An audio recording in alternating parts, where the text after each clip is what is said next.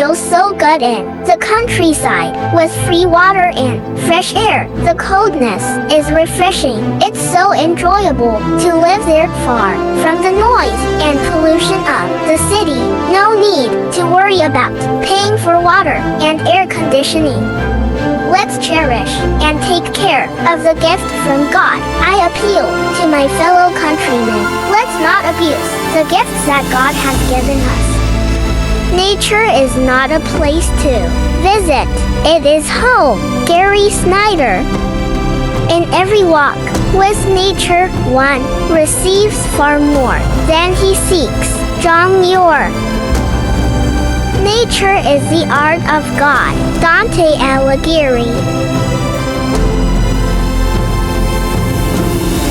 Heaven is under our feet as well as over our heads. Henry David Thoreau. Nature always seems trying to talk to us as if she had some great secret to tell, and so she has. John Lubbock.